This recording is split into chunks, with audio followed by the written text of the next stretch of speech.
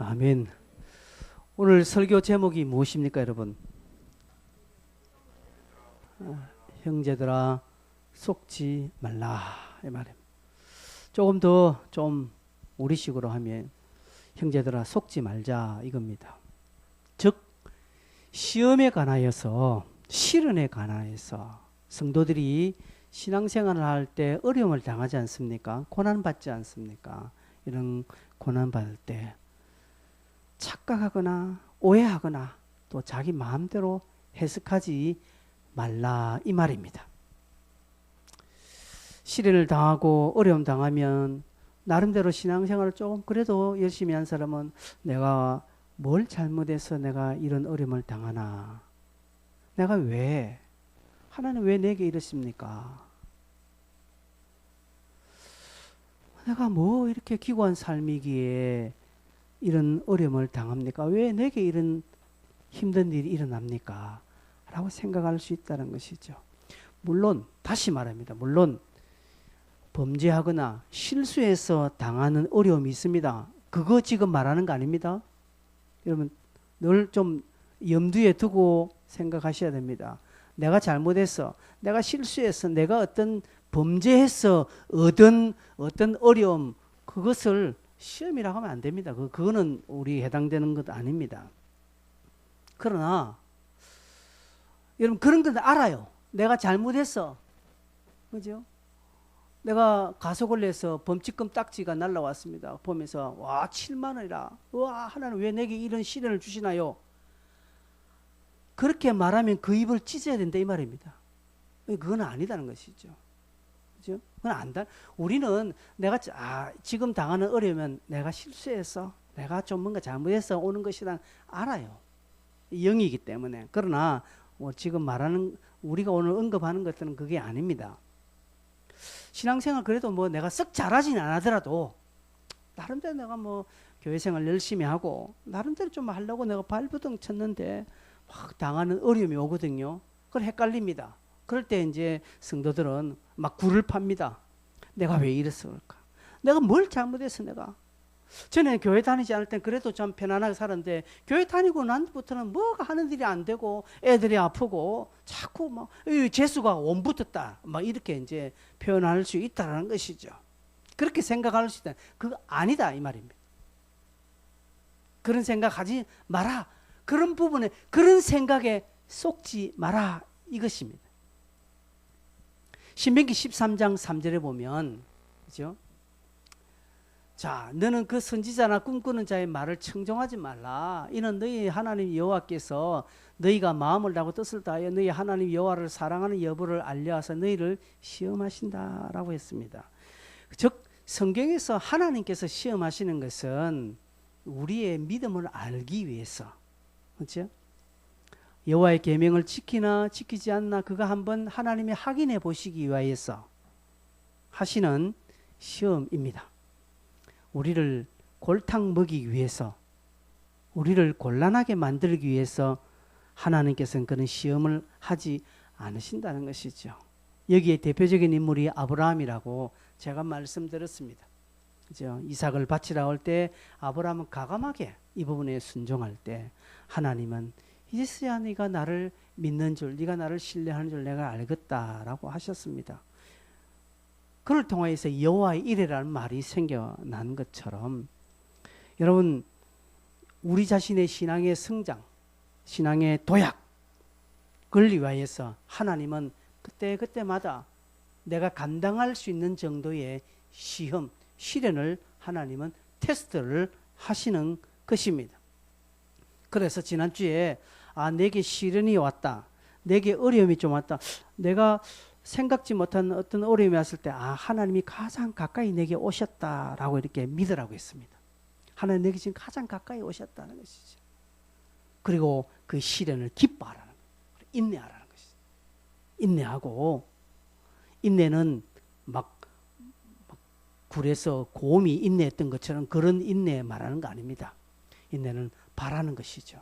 하나님을 바라보면서 기뻐하면서 세월을 보내는 것입니다. 그리고 지혜를 구하는 것입니다. 지혜가 무엇이라고 했습니까? 하나님의 말씀을 듣는, 그럴 때 오히려 하나님의 음성을 들어야 됩니다. 근데 어떤 사람은요, 딱 자기 시험이 오거나 어려움에만 아무 소리 안 듣습니다. 딱 자기 감정에 딱 사로잡혀서 그 누구의 이야기도 듣지 않습니다. 목사도 목사의 말도 안 듣습니다. 설교도 안 듣습니다.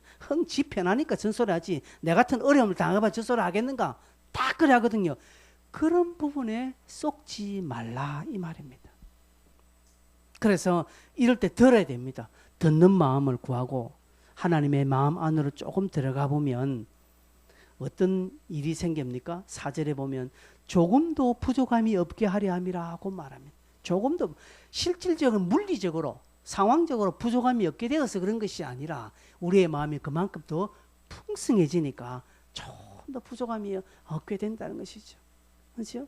사람의 마음이 성장하고 단련되어지면요, 그죠? 단련되어지면 부족한 것도 허허 이렇게 넘어갑니다.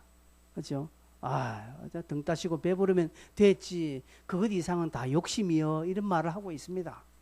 그러나 사람이요, 훈련되지 않으면 자기 주머니에 만 원짜리 한 장 들어있지만 불안해서 아무것도 못해요. 그 안에는 초월하는 것이죠. 이게 이제 지난주까지 제가 지난주에 말씀드린 것이고, 이 중심 내용이 야고보서 전체의 기저에 흐른다라는 것을 여러분 좀 아셨으면 좋겠습니다. 그런데 문제는요, 뭐가 문제입니까? 자기 마음대로 해석하는 것이 문제입니다. 자기가 잘못해서 당하는 어려움, 자기가 실수해서 만나는 어떤 곤란한 문제를 하나님께로부터 왔다라고 생각하는 자라는 것이죠. 그렇죠?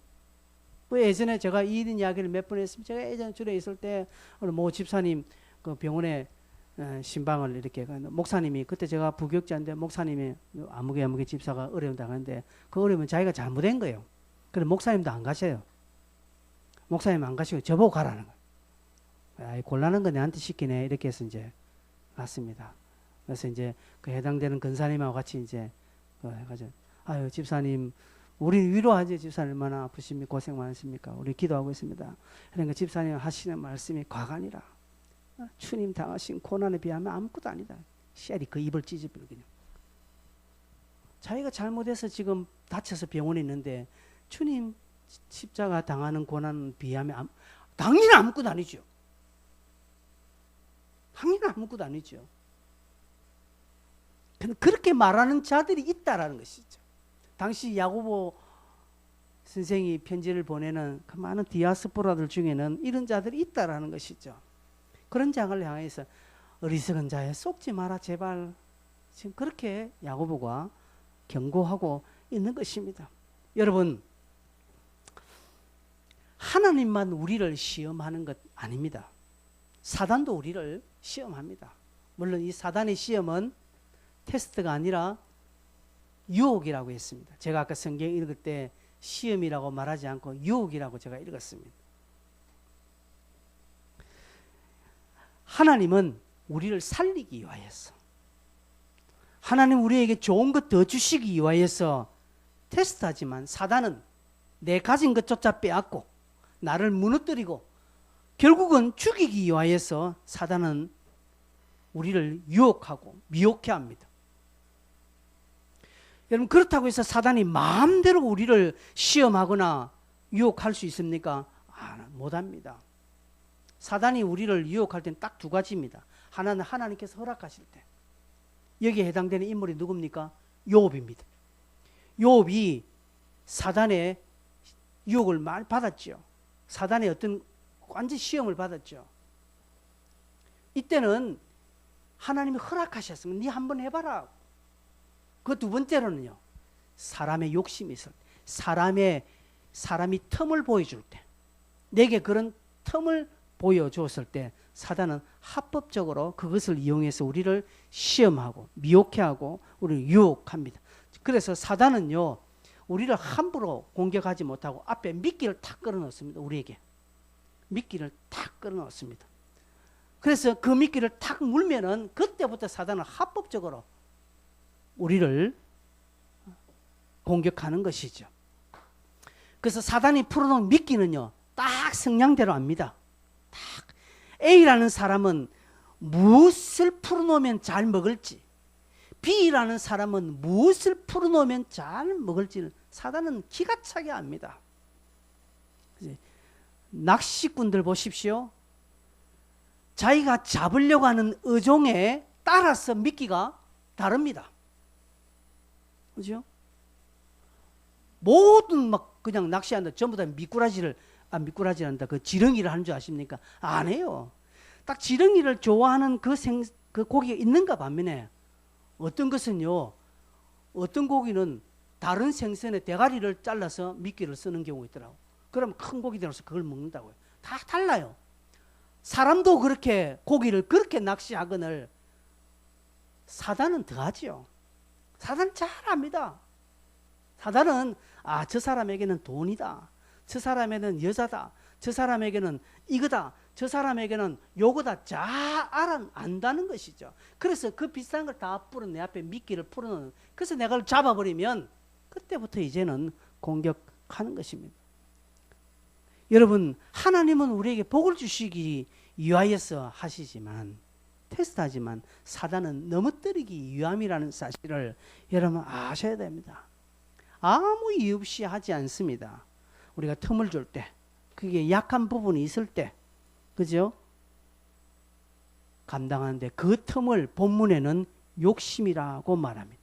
14절 여러분 보시면 사람이 시험을 받는 것은, 즉 사람이 유혹을 받는 것은 자기 욕심에 끌려 미혹됨이니라고 말합니다. 사람이 고난받는 것은요, 다 자기 욕심에 의해서 고난받습니다. 여러분, 돈에 욕심이 많은 사람은 돈에 고난받습니다. 그죠? 왜? 사단이 그것을 미끼로 던져놓았기 때문에. 그래서 우리가 딱 바로 낚아채는 것이죠. 그래서 자신의 욕심 때문에 시련, 어려움을 당합니다. 이런 것들을 하나님이 주시는 시련, 시험으로 착각하지도 말고 미화시키지도 말라. 즉 속지 말라라는 것이죠. 그래서 우리가 속지 않기 위해서 뭐가 필요합니까? 지혜가 필요한 것입니다. 지혜. 신앙인에게 어려움이 올 수 있습니다. 시련이 올 수 있습니다. 환난이 옵니다. 이거는 성경적입니다. 이래 올 때, 하나님께서 가장 내게 가까이 오셨구나. 하나님이 뭔가 지금 나에게 요구하시는 것이 있구나. 딱 그렇게 믿고 기뻐하십시오. 일단은 기뻐하십시오. 하나님 감사합니다. 내가 이 시련을 잘 이기게 하셔서 하나님의 마음을 시원케 하는 자로 서게 하시고 나도 좋고 성장하는 그런 시간 되게 해주십시오. 그럼 하나님 내가 어떻게 하면 좋겠습니까? 지혜를 주십시오 라고 가는 거예요. 듣는 마음을 구하는 것입니다. 하나님께로부터 온 것인지 아니면 또 내가 미혹당한 것인지 아니면 어떤 일인지 그런 어려움을 통해서 우리는 기도해야 됩니다. 그런데 성장하지 못한 상황은 어려움 오면 일단 낙심하고 보는 겁니다. 일단 고난이 오면, 고난이 딱 내게 오면 일단 낙심하고 일단 마음 실망부터 좀 먼저 하고 시작하는 거예요. 그래서 한두 달은 교회 좀 안 나가보는 겁니다. 그리고 안 나가도 별 수 없으니까 뭔가 이제 그다음부터 이제 제정신이 돌아와서 뭔가 이제 생각하는데, 그러지 말고 시련이나 고난이 딱 오면 이게 하나님께로부터 왔나? 아니면 내 욕심 때문에 이런 어려움이 왔나? 생각하고 하나님께로부터 왔다라고 여러분 믿어진다면 감사하고 기뻐하십시오. 하나님, 내가 잘 이기게 해주십시오. 그래서 지혜가 필요합니다. 어떻게 할까요? 하나님 말씀하여 주십시오 라고 탁 간다면, 여기까지 가면 그 사람은 120% 성공한 사람이에요.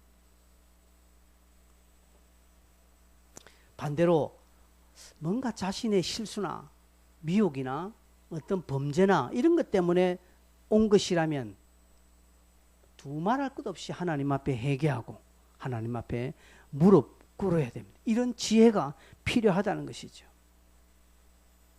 그런데 이런 지혜도 없이 무조건 하나님께로 왔다고 주님 당하신 고난에 비하면 아무것도 아니라고 이렇게 헛소리를 하면 안 된다 이 말입니다.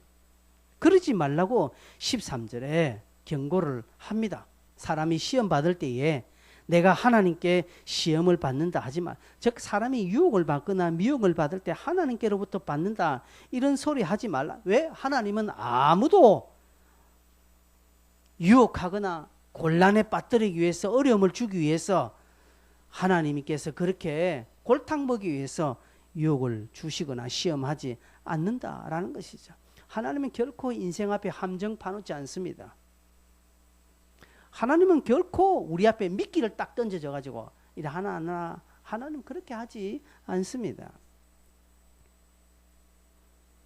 그래서 자신의 욕심이나 잘못으로 인해 된 것인 줄 여러분 딱 알아진다면, 그렇게 왔다라고 여러분의 마음속으로 믿어진다면 하나님 앞에 두말할 것 없이 회개하셔야 합니다. 보십시오.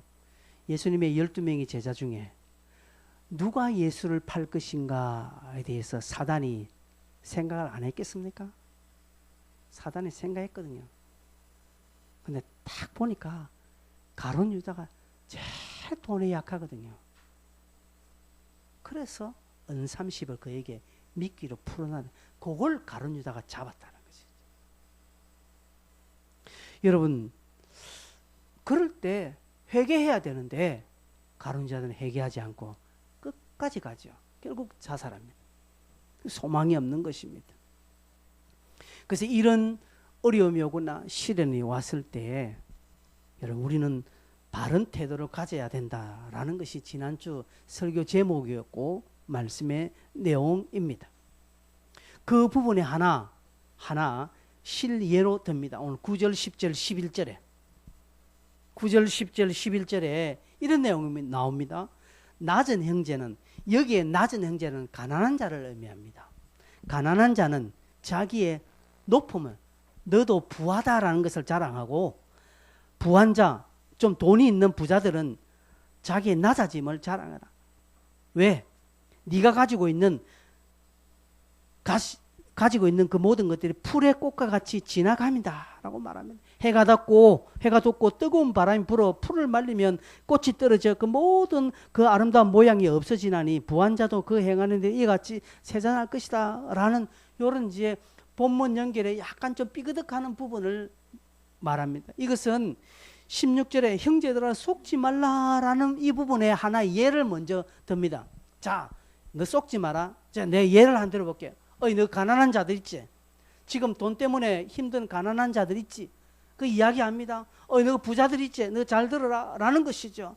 가난한 자들, 지금 막 형편이 갑자기 쪼들려서 힘들어하는 사람, 이 가난이라는 시험을 너희들이 만났다. 왜 가난해졌나? 내가 뭐 잘못했어? 내가 뭔가 뭐 못했어?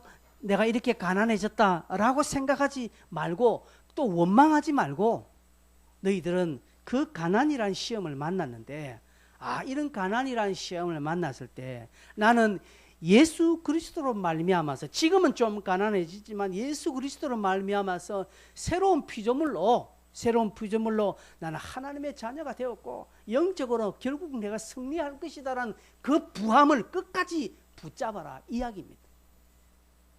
내가 왜 가난해졌나? 내가 저 인간 만나가지고 내가 저것만 아니면, 그때 그 일만 아니면 내가 이런 어려움을 안 당할 건데 내가 그 인간 만나서 내가 이 모양 이 꼴이 됐다 라고 속지 말라는 것이, 그렇게 원망 투덜거리지 말라는, 이것은 어리석은 자의 것이다. 그러지 마라. 설령 그것이 어떤 원인이 되었다 할지라도 네가 지금 가난해졌나? 그러면 너는 영적으로 예수 그리스도로 말미암아서 새로운 피조물이 되었고, 또한 주께서 주시는 영적인 승리, 선귀가 너에게 이루어졌으니 너는 하나님의 자녀가 됐으니 그것 붙잡고 그것 바라보고 견디라 이 말입니다. 요한복음 15장 15절에 우리를 향하여서 이렇게 말합니다. 같이 읽겠습니다. 이제부터는 너희를 종이라 하지 아니하리니 종은 주인이 하는 것을 알지 못함이라. 너희를 친구라 하였노니 내가 아버지께 들은 것을 다 너희에게 알게 하라. 주께서 우리를 이렇게 대우해 주신다. 이제 종이 아니라 친구로 하나님의 것을 같이 아는 정도의 수준으로 우리를 불러 주셨으니, 저거 믿고 네 잠시 물질의 가난함 때문에 흔들리지 말고 원망하거나 그것 때문에 입을 뒤집어 쓰고 괴로워하지 마라. 그런 부분을 속지 말라는 것이죠.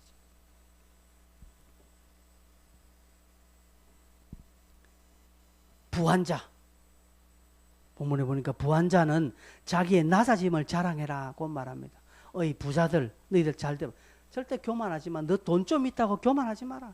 네 가진 것은 풀의 꽃과 같다는 것이에요. 네가 잘났어, 네가 뭐 똑똑해서, 그 네가 뭐 좀 머리를 팽팽 돌려서 이번 사업에 네가 성공했다고 해서 그 네가 잘나서 된 것으로 착각하지 마라. 하나님께서 주시지 않으면 네가 가지고 있는 것은 아무것도 아니고, 해가 돋고 뜨거운 태양이 오면 풀들은 다 꺾어지는 것처럼 너의 것도 네가 교만하면 다 그렇게 될 것이라는 것이죠. 하나님을 의지하고 겸손해라. 너 까불다가 풀의 꽃과 같이 다 사라진다는 것이죠. 야고보는 이것을 자기의 말로 하는 것이 아니라 이사야 40편 40장 6절에서 8절의 내용을 이야기합니다. 뭐라고 합니까? 중간에 보면 모든 육체는 풀이요 그의 모든 아름다움은 들의 꽃과 같다라고 말합니다. 다 사라진다는 것이죠. 인생이 가진 것에 완전함이 어디 있습니까? 내가 가진 것에 영원한 것이 어디 있습니까? 여러분의 젊음도 영원하지 않습니다. 청년들, 미모도 오래 가지 않습니다. 권세 10년이라고 하지 않습니까? 우리나라 대통령 임기 5년이에요. 그것도 한 번밖에 못해요. 하고 싶다고 해서 되는 것도 아니에요. 여러분, 우리가 가지고 있는 것 중에 영원한 게 뭐 어디 있습니까? 아무것도 없습니다. 그렇기 때문에 자랑하지 마라. 네 주머니 있는 거 영원하지 않다는 거죠. 지금 네가 잠시 조금 해서 돈이 좀 있다고 해서 그거 네 것이라고 착각하고 그것 가지고 네가 갑질하고 네가 건물 몇 채 있다고 해서 네가 갑질하고 하지 말라는 것이. 네가 그렇게 까불다가 네가 가지고 있는 풀의 꽃까지 다 사라진다는 것이죠. 그 속지 말라는 것이죠. 네 것이라고 해서 진짜 네 것인 줄 속지 말고, 없다고 해서 나는 영원히 이러냐라고 투덜거리지도 말고 속지 말고, 결국 우리는 하나님을 끝까지 바라보는, 하나님께 감사하고 하나님을 바라보는 그분을 기다리고 인내하는 삶을 살라라고 지금 예를 들고 있습니다.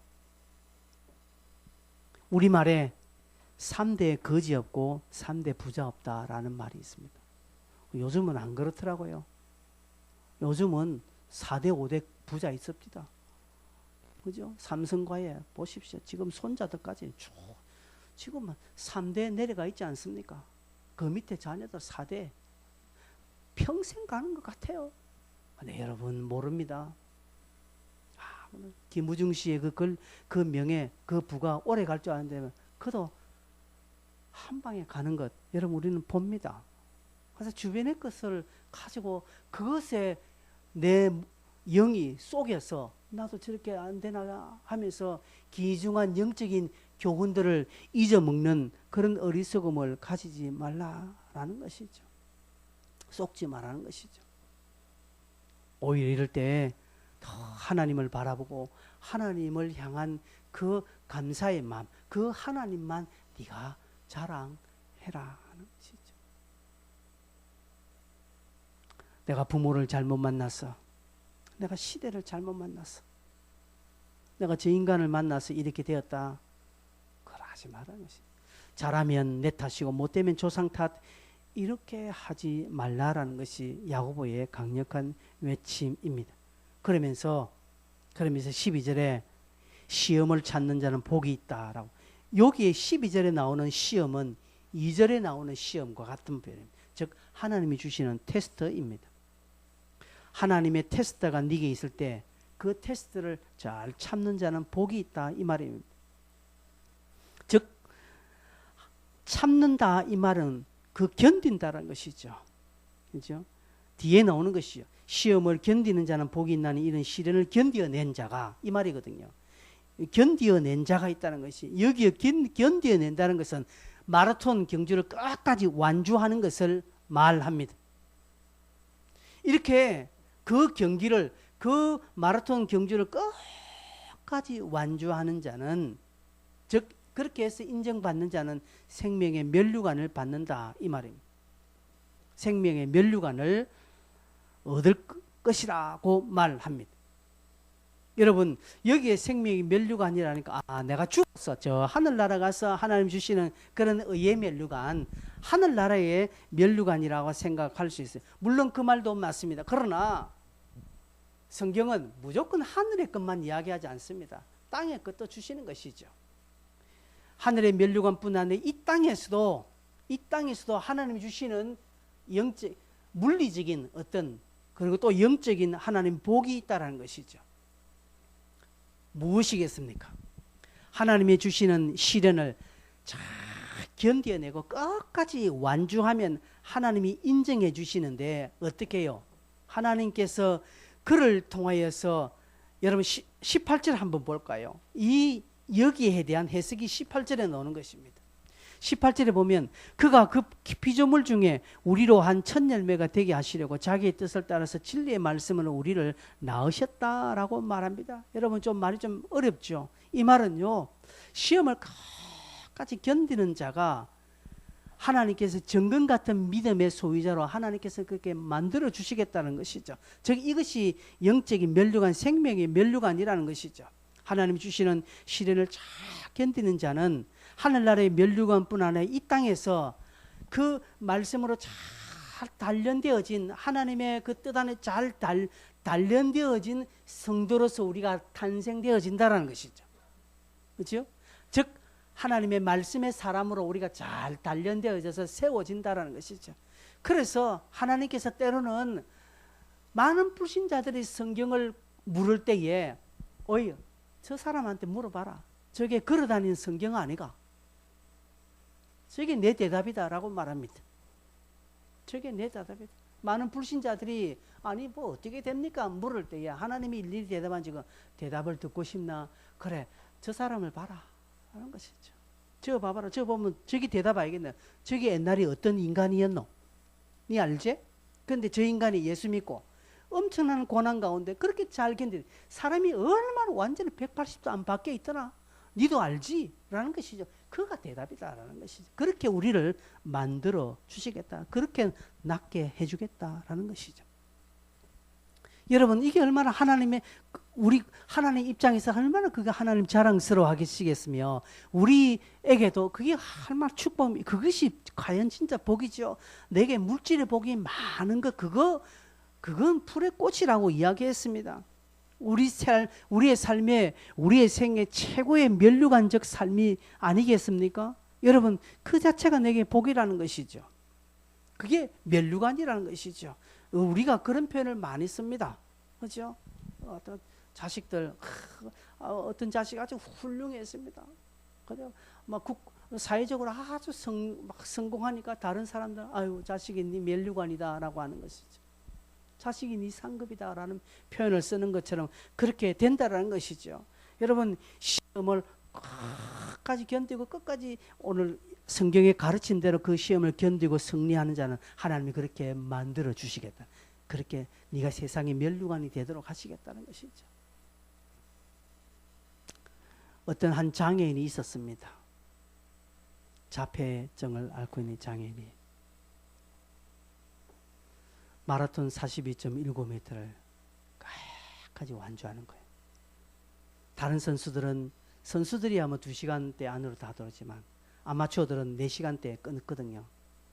이 친구는 장애를 가진 이 친구는 열 몇 시간 만에 들어오는 거예요. 열 몇 시간 만에 다 본부층은 다 철수했습니다. 본부층은 다 철수하고 관중은 다 갔습니다.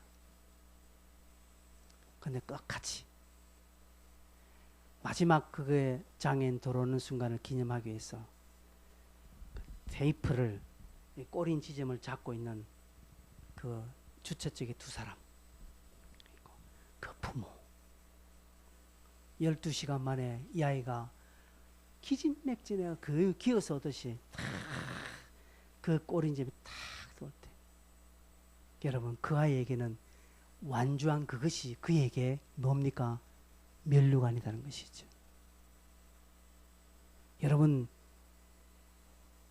2시간 1분대에 돌아왔다고 해서 아니 2시간 이전에 1시간 59분 59초로 돌아올 때 그 사람이 1등에서 엄청난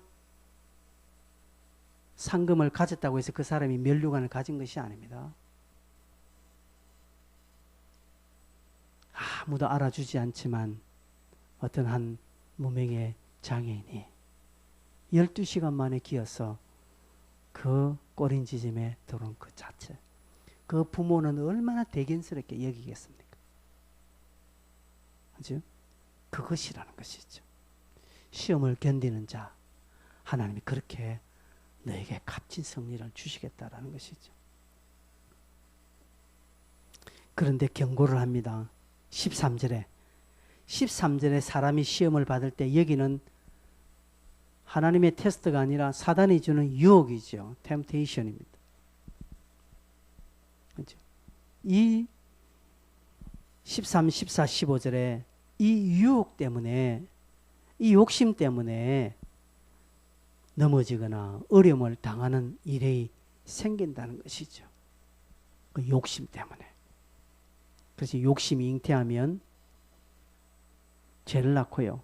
그 죄가 장성하면 사망을 낳는다는 엄청난 경고를 하고 있습니다. 여러분, 다 인생사 모든 죄악의 출발은 한 개개인의 작은 욕심 때문에 일어나는 것입니다. 욕심이 사람 마음에 딱 자리 잡으면 그 욕심은 반드시 자랍니다. 그래서 뭐라고 합니까? 15절에 욕심이 잉태한 적 자란. 욕심이 내 마음에, 여러분 사람이 다 욕심을 가질 수 있습니다. 욕심을 가졌다고 해서 다 죄냐고요? 아니죠. 욕심을 즉 내가 욕심을 딱 내 마음에 장착해 버리면 그때부터 끝난다는 것이죠. 그래서 여러분, 우리 안에 욕심이 찾아올 수 있습니다. 내 마음에 욕심이 들어올 수 있습니다. 그럴 때는 욕심을 물리쳐야 되는데, 그 욕심을 딱 붙들면, 딱 내 안에 착상이 되면요, 그죠? 임신한 여인이 딱 수정이 딱 돼버리면 그 다음부터는 잉태되는 거예요. 그 다음부터는 이제 10달 지나면 아이가 나오는 것입니다.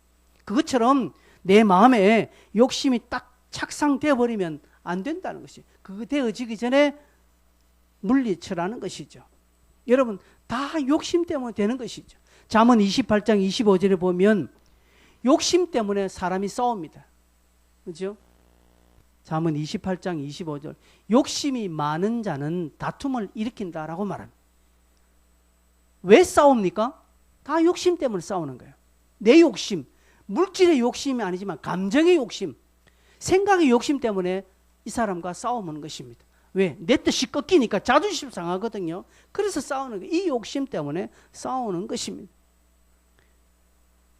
이 욕심이 자라면요, 마가복음 4장 19절에 신앙에 성장하지 못합니다. 세상의 염려와 재물의 유혹과 기타 욕심이 들어와 말씀을 막아, 이렇게 말합니다. 말씀을 막는다라는 것이죠. 욕심은 말씀을 욕심이 있는 사람은 설교 안 들립니다. 잠 오죠. 내 마음에 욕심이 꽉 찬 사람, 다른 어떤 욕망이 딱 있는 사람은 절대로 설교가 안 들립니다. 왜? 말씀을 딱 맞기 때문에 그렇습니다. 그래서 여러분 자신을 점검하십시오. 어떤 사람은 나는 뭐 별로 욕심이 없다라고 이야기합니다. 그러나 여러분, 씨앗은 표가 나지 않습니다. 씨앗은 그렇게 눈에 확 띄지 않습니다. 그러나 그 씨앗이 내 안에 딱 장착이 되면 나도 모르게 점점 그 욕심은 자라게 되어 있습니다. 그리고 어느 순간에 적당한 온도, 적당한 습도가 딱 되어지면 폭발적으로 자랍니다. 맹모가 왜, 맹자의 어머니가 왜 3번이나 이사했습니까? 그 아이에게 그가 나쁜 길로 갈 수 있는 온도와 습도, 환경을 만나지 않도록 하기 위해서 옮겨 다녔습니다. 여러분, 우리 안에 다 욕망이 있습니다. 욕심이 있습니다. 죄의 씨앗입니다. 우리 본능적으로 씨앗이 있습니다. 이것이 자라나지 않는 것은 거기에 맞는 환경을 아직까지 못 만났기 때문에 내 속에 죄가 드러나지 않는 것이죠. 그래서 이런 환경을 조성시키지 않아야 합니다. 그래서 예배 자리에 나오는 것이 중요한 거예요. 내가 성경 읽고 기도하는 게 중요합니다. 왜? 자꾸 그런 분위기를 내가 조성하지 않으려고 하기 때문에 그렇다라는 것이죠. 누가복음 12장 15절에 예수님께서 그렇게 말하면 삼가 모든 탐심을 물리치라고 말합니다. 욕심을 물리치라는 것이죠. 그렇죠? 내 안에 어떤 내가 저것 좀 갖고 싶다라는 욕심이 생길 수 있습니다. 그럼 이때 빨리 물리쳐야 이게 내 안에 착상이 되지 않아요. 자리 잡지 않아요. 그러나 이걸 계속 가지면 딱 자리 잡으면요, 반드시 어떤 한 사람 좋은 물건 딱 하나 딱 집어넣으면 결국 사는 사람이 있다. 달러 빚을 내서라도. 사는 사람이 있습니다. 결국 만드는 사람이 있어요.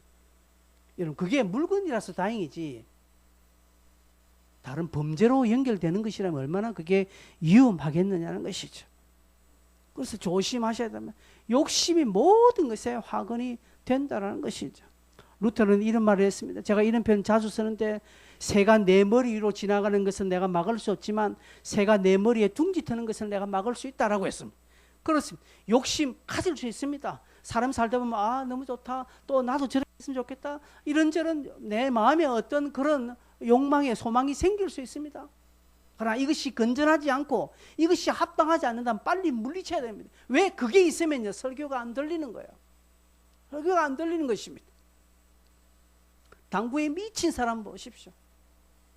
어느 목사님 당구에 미쳤는데 예배 드리고 딱 앉아있어 보니까 참 당구 공으로 보니까 그래서 요 딱 치면 이렇게 해서 가는 거야. 요렇게 오르마시로 돌리면 딱 맞겠다.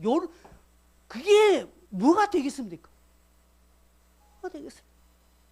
골프에 빠진 목사님들 보십시오. 그렇습니다. 여러분, 그런데 한번 빠지면 되는 것입니다. 그래서 욕심을 물리치라 하는 것이죠. 욕심이 잉태하면 죄를 낳고 죄가 장사하면 사망을 낳으니까 욕심을 물리치라. 그리고 16절에 결론적으로 속지 마라. 이 부분에 속지 마라. 형제들아, 속지 말자. 시련, 시험 이런 부분에 속지 마. 네 욕심 때문에 온 것인지 하나님께서 온 것 때문에 잘 묻고, 그리고 마음대로 네 마음대로 해석하고 그러지 마라라는 것이죠. 그래서 이런 욕심을 물리치고 올바르게 판단하면 17절에 온갖 좋은 은사와 온전한 선물이 다 위로부터 빛들의 아버지께로부터 내려오나니 이렇게 말합니다. 온갖 좋은 은사, 선물이 내려온대요. 욕심을 물리치고 이제 시험을 참고 견디는 자에게는 온갖 좋은 은사, 선물, 좋은 은사는 영적인 것입니다. 선물은 육적인 것입니다. 여러분, 하나님께서는 우리에게 복을 주시는데 이 땅에서는 아무 복 안 주고 네가 하늘의 복만 줄게, 하나님은 그렇게 하지 않습니다. 하나님은 우리가 이 땅에서 물질이 많으면 유리한 삶을 살 수 있다는 거 하나님 아십니다. 하나님, 내가 지혜로우면 이 땅에서 유리한 삶을 살 수 있는 것을 아시기에 하나님 우리에게 지혜도 주시고 지식도 주시고 은사도 주시고 좋은 거 주십니다. 때로는 물질도 주십니다. 때로는 부도 주십니다. 어떤 자들에게 명예도 주시고 권력도 주시는 것입니다. 하나님께로부터 오는 좋은 것이 있습니다. 은사도 있습니다. 신령한 영적인 은사, 영적인 복도 있다라는 것이죠. 하나님 그것 결론적으로 하나님의 시험에는 이것이 따라오지만 사단이 주는 유혹은요 멸망입니다. 여러분, 사단에게 순종해서 복받은 자 누가 있습니까? 사단의 음성에 순종해서 부귀영화를 누리고 복받은 자 누가 있겠습니까? 잠시는 있습니다. 결론 전에 과정에는 있습니다. 그러나 결론은 다 패망입니다. 그 인간들이 다 지옥 가지 않습니까? 그러나 하나님은 자기에게 순종한 자에게는 좋은 은사로, 좋은 선물로 허락하시는 것입니다. 왜 그럴까요? 17절에 중간에 보면 하나님은 빛들의 아버지께로부터 라고 말합니다. 하나님을 빛들의 아버지라고 말합니다. 빛 가운데, 즉 우리가 하나님의 시험과 시련을 기뻐하고 잘 견디면, 인내하면, 끝까지 하나님을 신뢰하면, 욕심을 물리치면 우리의 삶은 빛 가운데 점점 나오게 된다는 것이죠. 빛 가운데 점점 드러나기 때문에 욕심이 와도 내 안에 자리 잡을 수가 없어요. 왜? 욕심이란 씨앗이 뿌리지면 적당한 습기가 있고 적당한 온도가 있어야 자라는데, 적당한 습기, 적당한 온도 아무것도 안 되는 욕심은 그냥 떨어지자마자 썩어서 죽기 때문에 내 안에서는 어떤 욕심이 일어나지 않게 되어 있다는 거예요. 빛들의 아버지께로 내가 나오니까. 결국 내 삶은 빛나는 삶이 되는 것입니다. 성도 여러분, 이 성경이 진리입니다. 이 말씀이 진리입니다.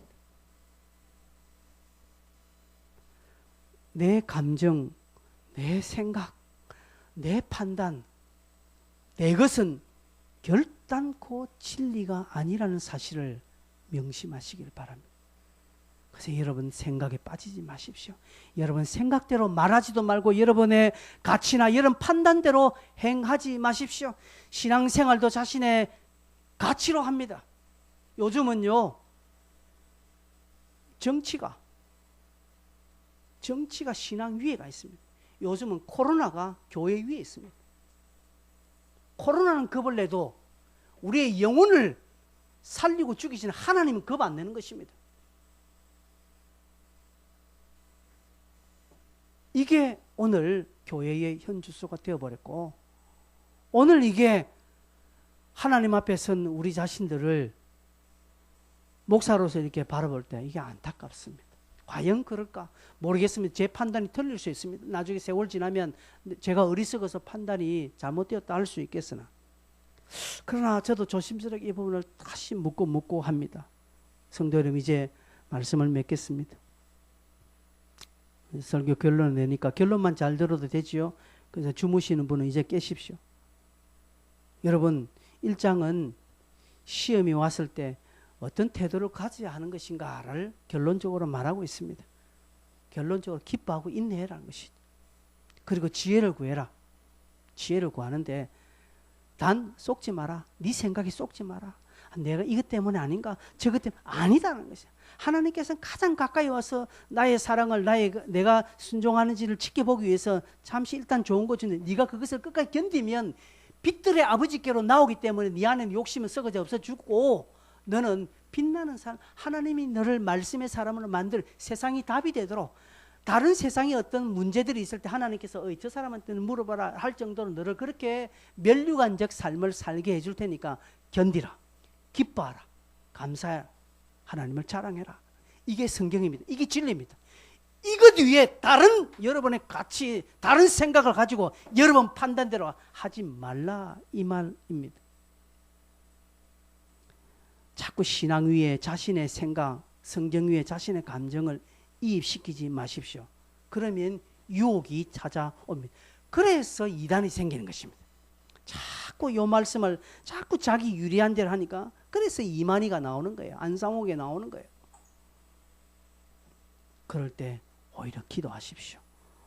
오히려 더 말씀에 순종해서 만점짜리 빛나는 성도의 삶으로 여러분들이 드러나시기를 바랍니다. 같이 한번 기도하겠습니다.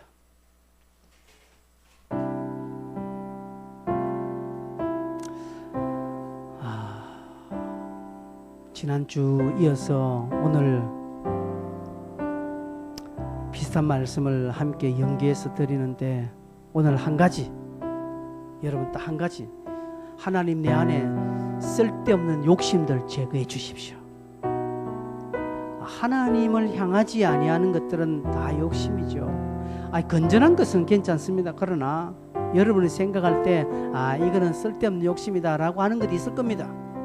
그거 제거해달라고. 그거 여러분 제거 안 하면 여러분 마음속에 자리 잡으면 큰일 납니다. 욕심을 제거해 주셔서 하나님께로부터 오는 이러한 어떤 테스트를 끝까지 잘 견뎌서 빛나는 자로 서게 해달라고 같이 한번 여러분 들으신 말씀을 가지고 생각하시면서 한번 기도하도록 하겠습니다. 주여